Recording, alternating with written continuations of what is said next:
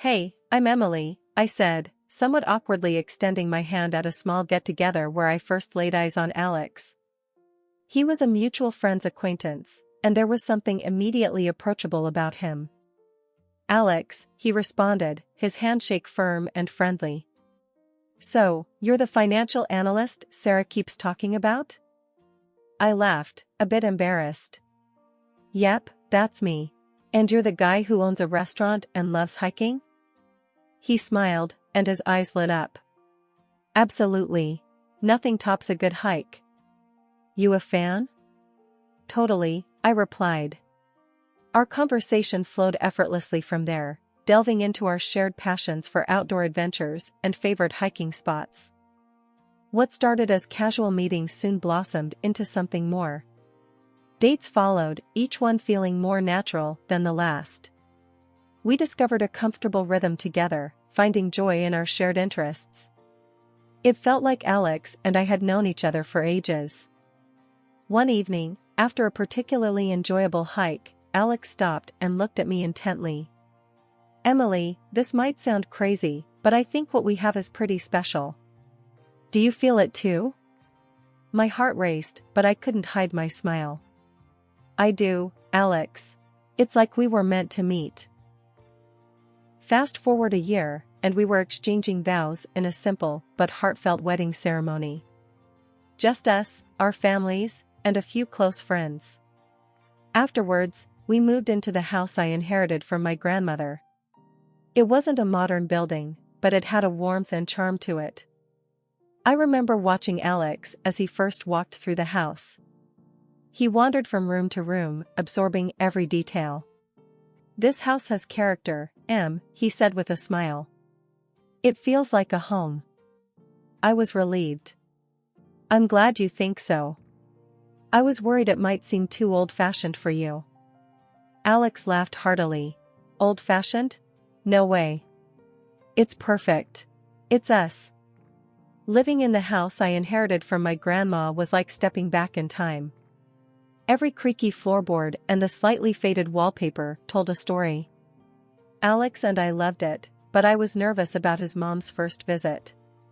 Mrs. Carter, with her taste for all things new and expensive, was a stark contrast to our humble abode.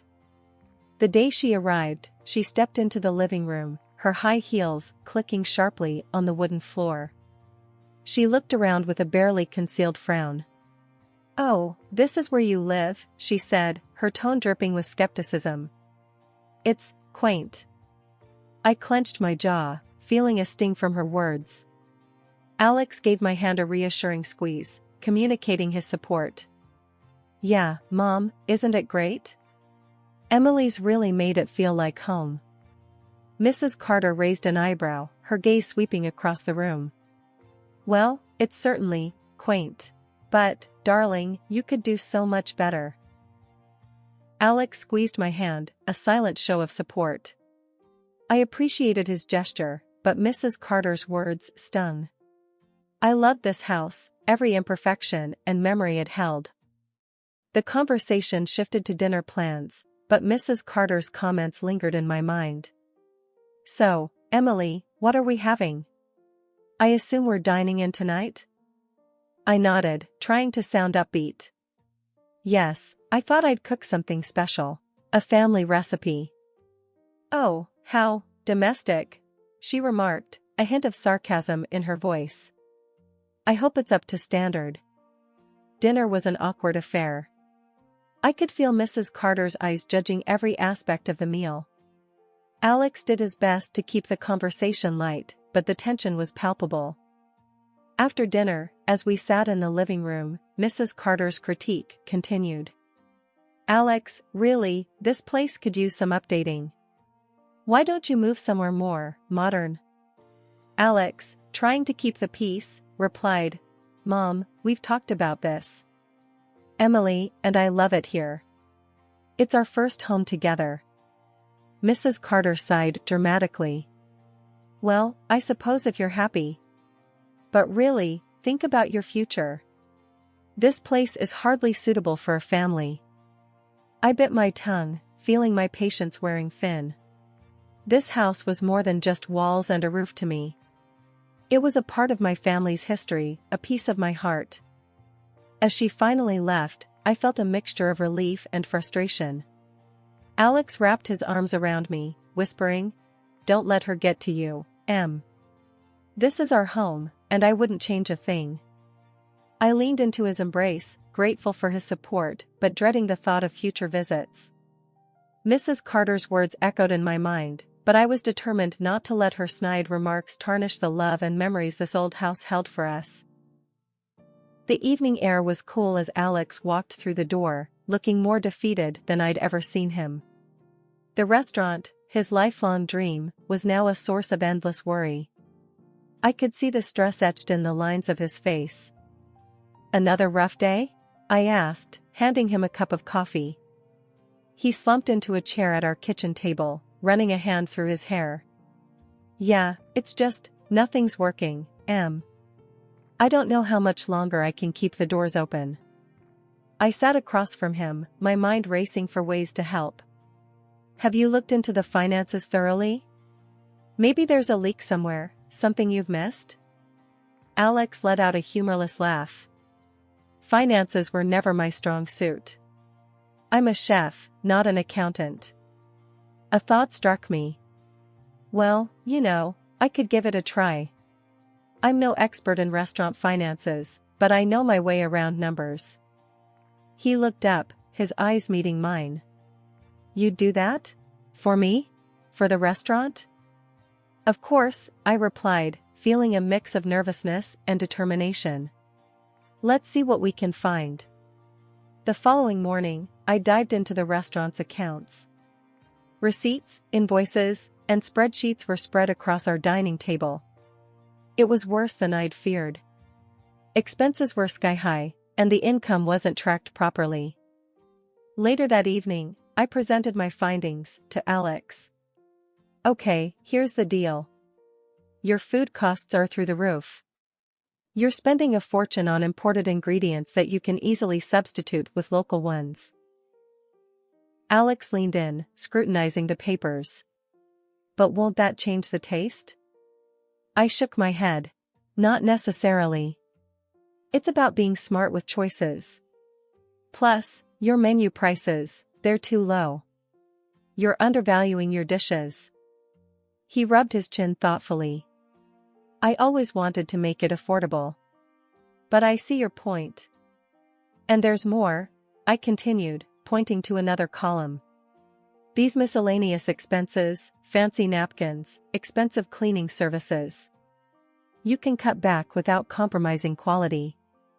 The weeks that followed were a blur of activity.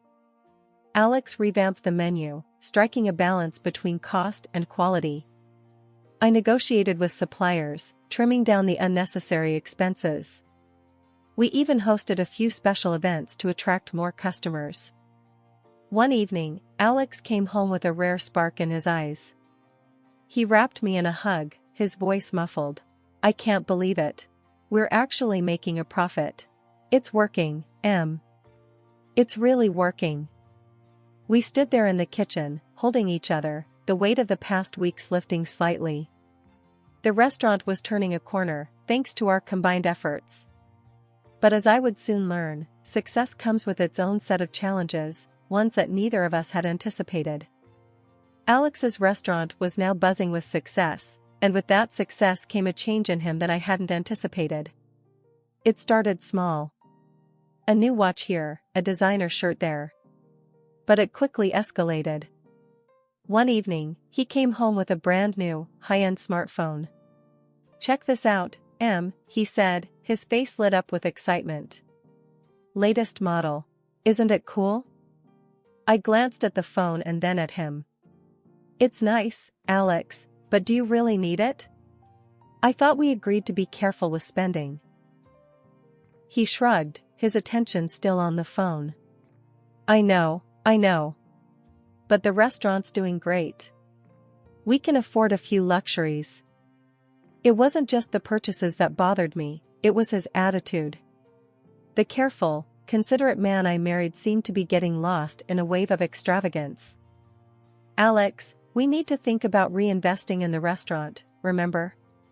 And our own savings, I reminded him, hoping to spark some of his earlier practicality. He waved off my concern. Relax. The restaurant's making more than enough. We deserve to enjoy the money.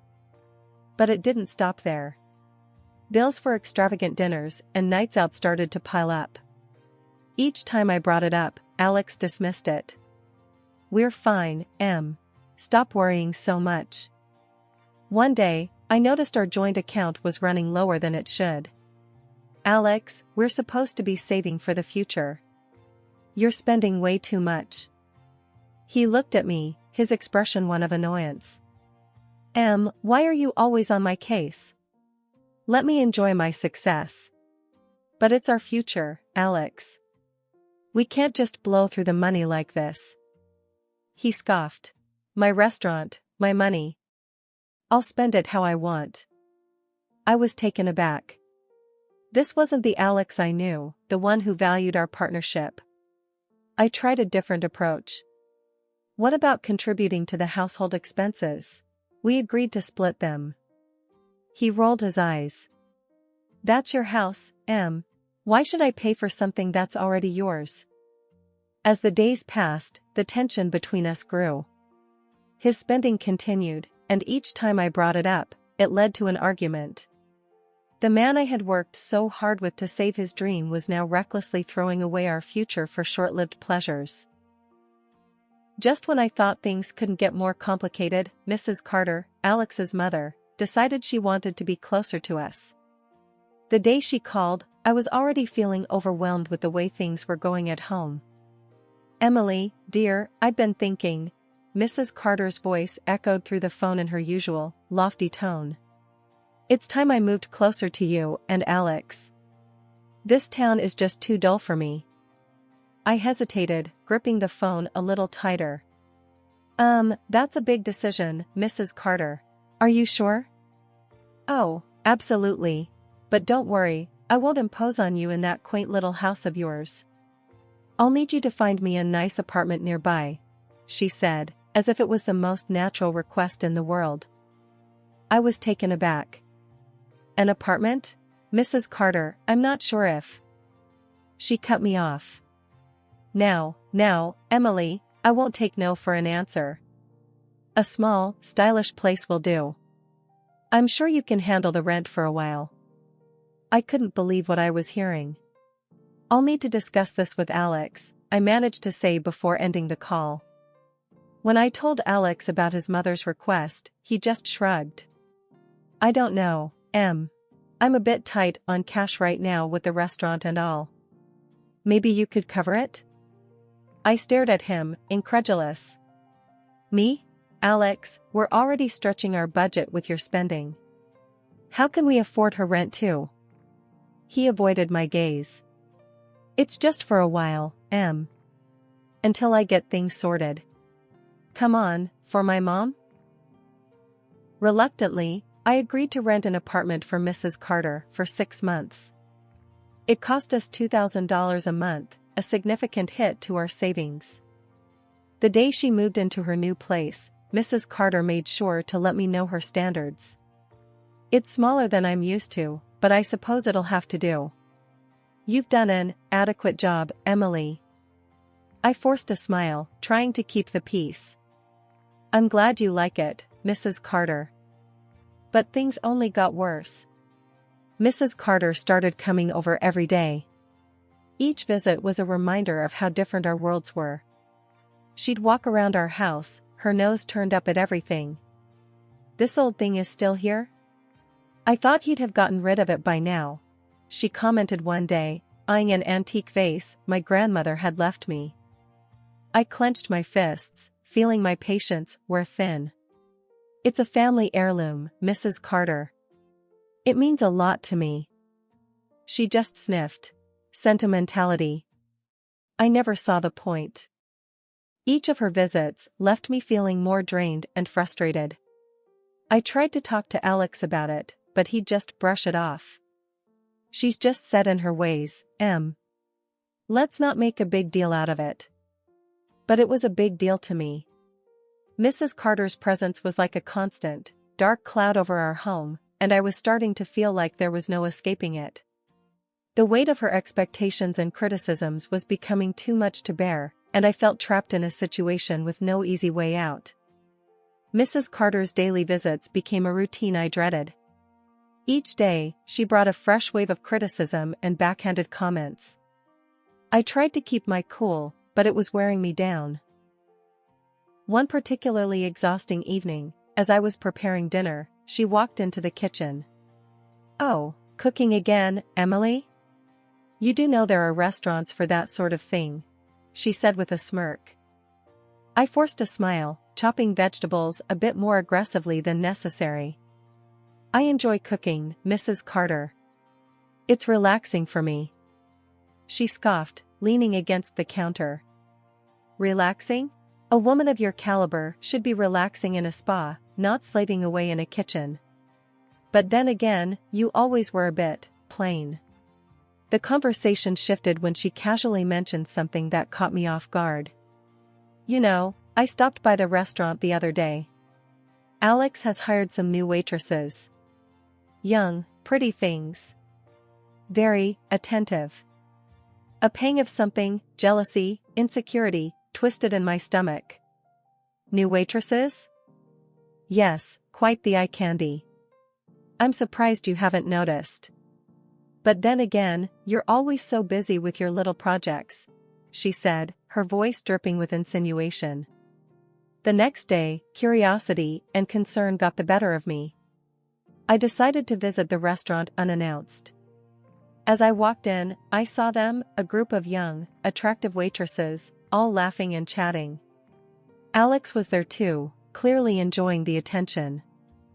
I approached, trying to keep my composure. "Hi, Alex. Busy day?" He looked up, startled. "Oh, yeah, just keeping things running.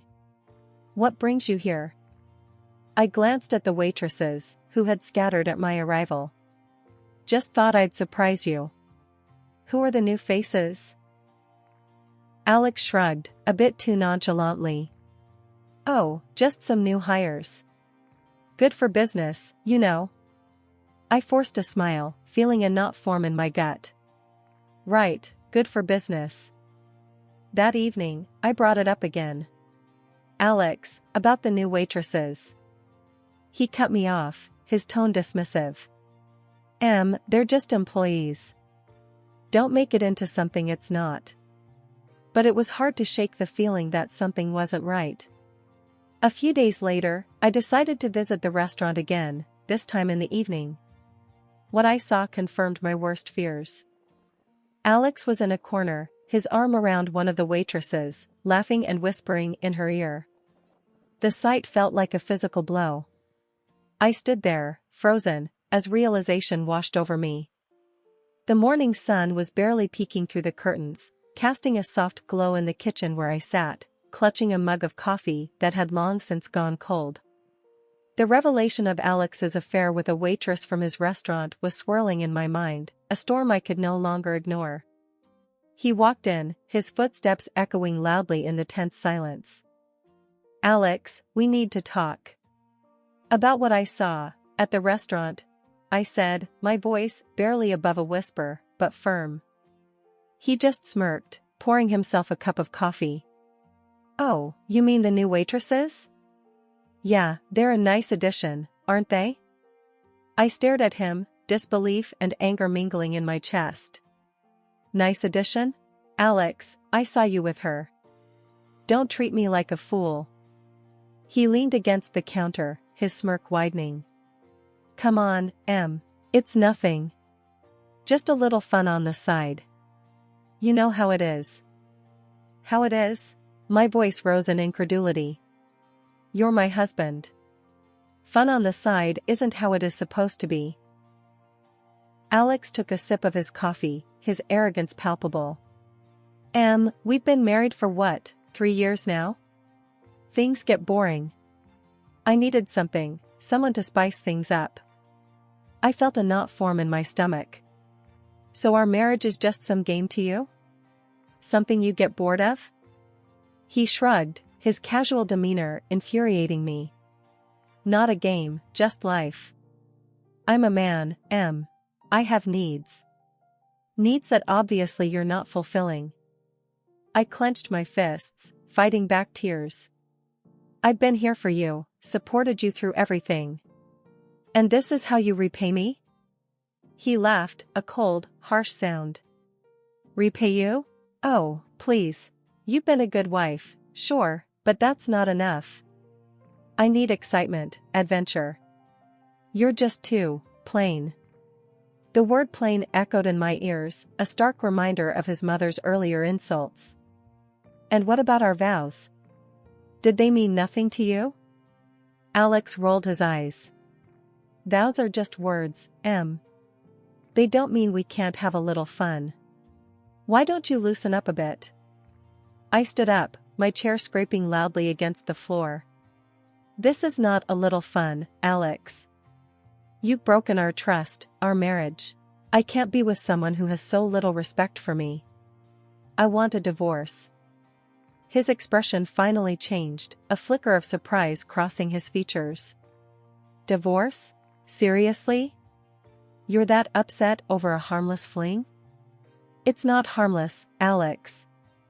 It's betrayal, I said, my voice breaking. He shrugged, his nonchalance returning. Fine. Have it your way. I've been feeling tied down anyway. As I started the divorce proceedings, the reality of our crumbling marriage hit hard.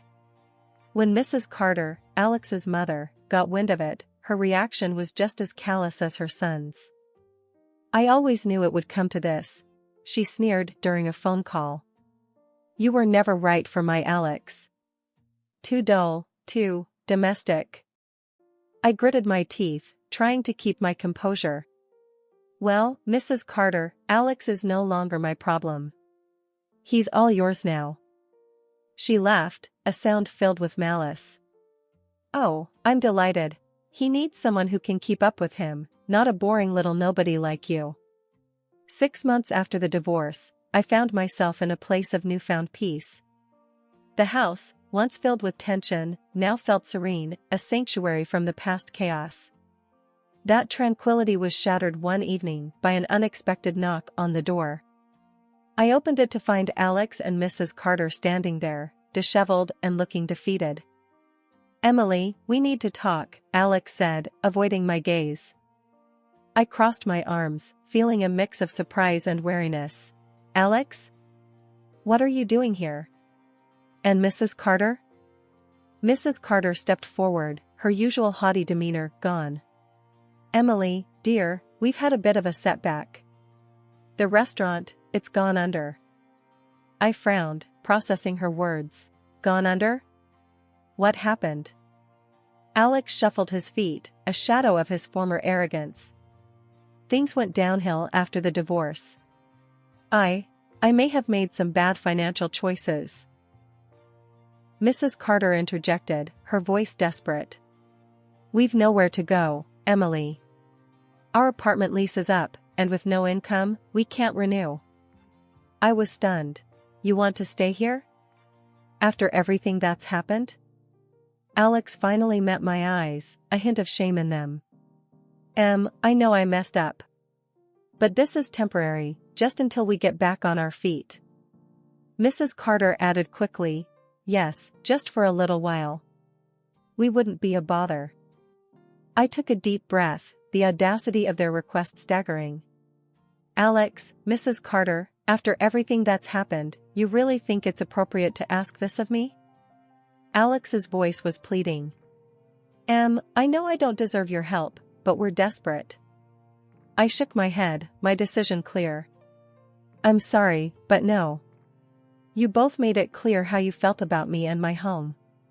I can't just forget that. Mrs. Carter's face fell, her usual composure crumbling. But where will we go, Emily? Please, you're our only hope. I remained firm, despite the pang of sympathy. You need to figure that out on your own. I did, after everything fell apart.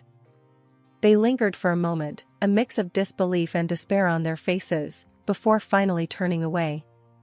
As I closed the door, a sense of finality washed over me. I had turned a new page, one where their judgment and betrayal no longer held sway over me. I walked back into my living room, the echoes of their pleas still lingering in the air. But as I sat down, a feeling of empowerment filled me. I had survived their scorn, their betrayal, and come out stronger. My life, once overshadowed by their presence, was now my own again.